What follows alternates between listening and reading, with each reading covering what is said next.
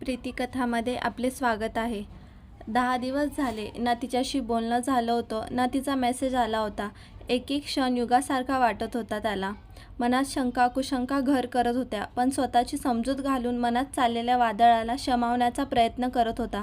आज हाच उहापोह सुरू असताना अचानक मोबाईलवर मेसेजची नोटिफिकेशन ट्यून वाजली. तसं त्याने घाईघाईने मोबाईल पाहिला. तिचाच मेसेज होता. हाय, 15 मिनिटात शंकराच्या देवळासमोरच्या बागेत आहे. मृत्यूशय्यावर असलेल्या शरीराला संजीवनी मिळतात जसं त्याच्या चैतन्य संचारतं, अगदी तसंच तिचा मेसेज वाचताच त्याच्या अंगात वीज संचारली आणि तो 14व्या मिनिटाला बागेत हजर झाला. काय हे, आज 10 दिवस झाले ना तुझा मेसेज ना फोन, आणि मी फोन करतोय तर तुझा फोन आउट ऑफ कव्हरेज. तुला माहीत आहे माझी काय अवस्था झाली होती इथे. राहून राहून एकच विचार मनात येत होता. तिला पाहताच त्याचा संयम गळून पडला. काय, कोणता विचार? मी गचकले की काय? हाच ना. पण देव बाबू, इतनी आसानी से तेरा पीछा नहीं छोडेगी यह तेरी स्वीट हार्ट. अरे, मैत्रिणींनी अचानक केरळची ट्रिप प्लॅन केली. घाई गडबडीत तुला सांगायलाच विसरले बघ. नंतर लक्षात आलं, पण म्हटलं होऊ देत तुलाही थोडं कासावीस. ती मिश्किलपणे हसत म्हणाली, हे बघ, तू जर असं करणार असशील ना तर मला तुझ्याशी बोलायचं नाही. बोलायचं काय, मला तुझ्याशी कुठलं नातंच नाही ठेवायचं. मागेही 4 दिवस असेच न सांगता गायब झाली होतीस. तुला कोणतं सुख मिळतं गं माझा जीव असा टांगणीला लावण्यात? त्याच्या डोळ्यात ढग दाटून आले. तो नातं तोडणार माझ्याशी? अरे जा, शक्यच नाही. देव कधी लांब जातो का? तो तर नेहमी हृदयात वास करून असतो, एकरूप असतो. मग कसा जाशील तू माझ्यापासून लांब? म्हणूनच अशी छळतेस ना मला? तो कासावीस झाला. तसं नाही रे, तुला सवय. बरं ते जाऊ दे. हे पहा, मी केरळहून तुझ्यासाठी काय आणलं. तिने बोलता बोलता विषय बदलला आणि बॅगेतून सुंदर शंख शिंपल्यांनी सजवलेली फोटो फ्रेम बाहेर काढली. त्या फ्रेममध्ये तिने मागच्या वेळी दोघांनी समुद्रकिनारी मावळत्याचा सूर्य पाहताना काढलेला फोटो सजवला होता. ह्या सूर्यासारखी मीही एखादी दिवशी अशीच असतं. ती पुढे काही बोलणार इतक्यात त्याने तिच्या तोंडावर हात ठेवला आणि तिला जवळ घेतलं. दोघांच्याही डोळ्यातून आसवे वाहत होती. बराच वेळ कोणी काहीच बोललं नाही. वातावरणानेही मौन साधलं होतं. थोड्याच वेळात आरतीची वेळ झाल्याने देवळातील घंटा वाजू लागली आणि दोघांची तंद्री भंगली. बरं चल, निघते आता. बराच उशीर झाला. उद्या भेटू आपण. फोन करेन मी. बोलता बोलता तिने पदराने त्याचे डोळे पुसले आणि फोटो त्याच्या हाती टेकवून तरातरा निघून गेली. ती नजरेआड होईपर्यंत तो तसाच तिला पाहत उभा राहिला. दुसऱ्या दिवशी दिवसभर तो तिच्या फोनची वाट पाहत होता, पण तिचा फोन आलाच नाही. त्यामुळे तो थोडा अस्वस्थ झाला. शेवटी वाट पाहून त्याने तिला फोन केला. तो बोलणार इतक्यात समोरून आवाज आला, देवा, अरे दार उघड ना. म्हणजे अरे, ऐकूनही आलं का? दार उघड. त्याने गडबडीत दरवाजा उघडला तर दारात ती उभी. हातातलं पार्सल सांभाळत त्याला धक्का देत ती आत घुसली. अगं काय गं, तू इथे का आलीस? तुला माहीत आहे ना मी इथे पेईंग गेस्ट म्हणून राहतो आणि इथल्या काकूंना बाहेरचं कोणी इथे आलेलं आवडत नाही. माझा रूममेटही आता येतच असेल. तू चल बरं इथून, मी तुला घरी सोडतो. त्याने इकडे तिकडे पाहत अंगावर शर्ट चढवला. ए गप रे तू, किती घाबरतोस? मी इथे येता येता तुझ्या काकूंनाही आमंत्रण देऊन आली आहे. त्यांनी इथेच येत असतील. आज मस्त पार्टी करायचा मूड आहे. ही पहा, तुझ्या आवडीची कोथिंबीर वडी आणि मगी मस्ती घेऊन आली आहे. त्याच्याशीच बोलता बोलता तिने आणलेलं जेवण ताटांमध्ये वाढूनही घेतलं. तिला असे अवेळी धक्के देण्याची सवय होती. ती कधी कधी वागेल त्याचा त्याला कधीच अंदाज बांधता आला नाही. मागील महिन्यात त्याच्या 27व्या वाढदिवशी ती त्याच्यासाठी 27 गिफ्ट घेऊन आली होती. कधी रात्री तिला बाईकवर लाँग राईडला जायचं असायचं, तर कधी काहीची पूर्वकल्पना न देता ट्रेकिंगला जायचं असायचं. तिच्या अशा वागण्याचा त्याला कधी कधी राग यायचा, तर कधी तिच्यातील असाधारण ऊर्जा पाहून तो आश्चर्यचकित व्हायचा. असंच एका रविवारी सकाळी उशिरापर्यंत ताणून द्यावं म्हणून त्याने फोन सायलेंट मोडवर ठेवला होता. पहाटे कसल्याशा आवाजाने त्याची झोप चावळली. त्याने सहजच मोबाईल पाहिला. पहाटेचे 5 वाजले होते आणि तिचे 15 मिस कॉल. घाबरून त्याने तिला फोन केला. हॅलो, काय झालं? बरी आहेस ना? तू तयार होऊन गावाबाहेरील तळ्याकाठी ये.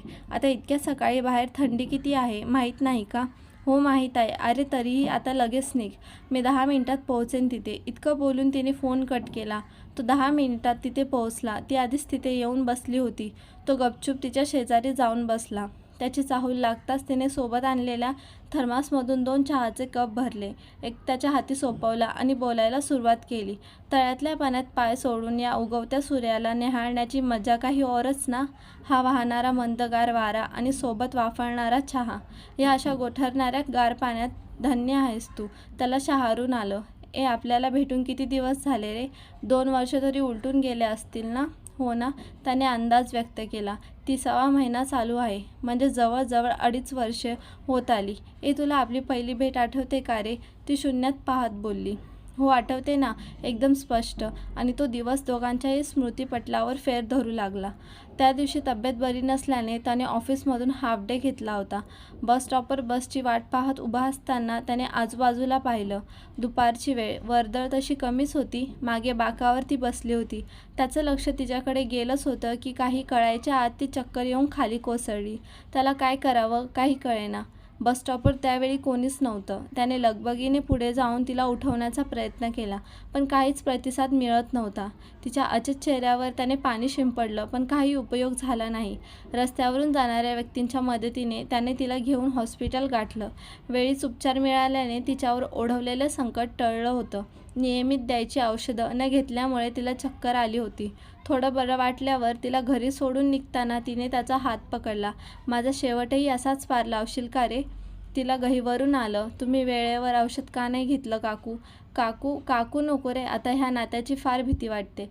जिथे रक्ताच्या नात्यांनी पाठ फिरवली तिथे आणखी खोटी नाती नकोत. आणि औषधांचं काय रे? ती हातातून निसटून जाणार, आयुष्य परत थोडंच देणार आहेत. ती बोलता बोलता उठली. तुम्हाला काय झालं आहे? मला सांगाल का प्लीज? त्याने कुतूहलाने विचारलं. मला हृदयविकार आहे. हृदयाच्या झडपा खराब झाल्या. आणखीही बरंच काही मला कळत नाही. ती डॉक्टर भाषा. तातडीनं ऑपरेशन करायला सांगितलं आहे. लाखांमध्ये खर्च होणार. पण इतके पैसे मी कुठून आणणार? हतबलता तिच्या चेहऱ्यावर स्पष्ट जाणवत होती. तुमचे कोणी नातेवाईक? आहे एक मुलगा, परदेशात स्थायिक आहे. पण त्याला माझ्याशी काही घेणं देणं नाही. तो रमलाय त्याच्या संसारात. महिन्याला ठराविक रक्कम खात्यात जमा केली की झाली कर्तव्यपूर्ती. आता तर तेही कमी झालं आहे. आठवण करून द्यावी लागते. 5 वर्षापूर्वी वडिलांच्या कार्याला आला होता. त्यानंतर वळून पाहिलं नाही. 5 वर्षापूर्वी हे गेले आणि सारं संपलं. तोंडाला पदर लावत तिने गळ्यात दाटलेला आवंडा गिळला. यावर काय बोलावं त्याला काही कळेना.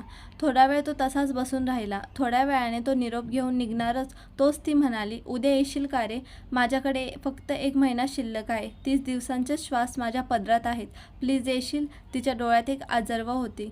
त्याला गलबलून आलं. एक नजरेने त्याने तिला पाहिलं आणि तो तिथून निघाला. दुसऱ्या दिवशी आपसुकच त्याची पावलं तिच्या घराकडे वळली. 30 दिवसांची तर गोष्ट होती. ओळख वाढली. फोन नंबरचा आदलाबदली झाली. रोज औषधांच्या वेळा लक्षात ठेवून तो तिला फोन करू लागला. भेटीगाठी वाढल्या. तासनतास गप्पा रंगू लागल्या. एकमेकांची काळजी घेतली जाऊ लागली. वेळ मिळेल तेव्हा बाहेर फिरणं, शॉपिंग, हॉटेलात जेवणं. तिची बकेट लिस्ट पूर्ण होऊ लागली. बघता बघता महिना कधी सरून गेला दोघांनाही कळलं नाही. मध्येच कधीतरी तिची तब्येत अचानक बिघडायची, पण तो आहे हा विश्वास तिला बळ द्यायचा. दोघांमध्ये एक अनामिक नातं तयार झालं. त्यात फक्त आणि फक्त प्रेम होतं. निस्वार्थ प्रेम. एक दिवस चेष्टेत तिने त्याला विचारलं, मी तुझी कोण लागते रे? माझी इतकी काळजी करतोस तो? Sweet heart. क्षणाचाही विलंब न करता तो उत्तरला आणि मोठ्या मोठ्याने हसू लागला. आयत्या वेळेला तो देवासारखा धावून असल्यामुळे ती त्याला नेहमी देवा म्हणायची. असा हा त्यांचा 30 दिवसांसाठी सुरू झालेला अनामिक प्रवास आज 30 महिन्यांवर येऊन ठेपला होता. काय होतंय तुला? आपण डॉक्टरकडे जाऊ. तू अजिबात घाबरू नकोस. मी आहे ना? नाही देवा, माझ्याकडे जास्त वेळ नाही. जायच्या आधी मला एकच वचन हवं आहे. माझे सगळे अंतिम विधी तू करायचे. मला वचन दे देवा. ती बोलताना अडखळत होती. तिला छातीवर दबाव जाणवत होता. श्वास द्यायला त्रास होत होता. तिने त्याला हात घट्ट धरून ठेवला. नाही, तुला काही नाही होणार. आपण लगेच हॉस्पिटलला जायला निघतोय. देवा इतकं निष्ठुर नाही. त्याने एकदा मला पोरकं केलं होतं, आता परत नाही. तू घाबरू नकोस. मी आहे ना? थोडा धीर धर. त्याने हात सोडवण्याचा प्रयत्न केला, पण तिची पकड अधिकच घट्ट झाली. नाही देवा, मला वचन हवंय. दे ना मला वचन. माझे अंतिम विधी तुझ्याच. पुढील शब्द तिच्या तोंडातच विरले. तिची काया थंड होती. चेहरा पिवळा फटक पडला होता. ओठांवर सस्मित भाव होते आणि चेहऱ्यावर समाधान. कथा आवडली असेल तर व्हिडिओला लाईक करा आणि चॅनलवर नवीन असाल तर सबस्क्राईब करा. बेल आयकॉनवर क्लिक करा. धन्यवाद.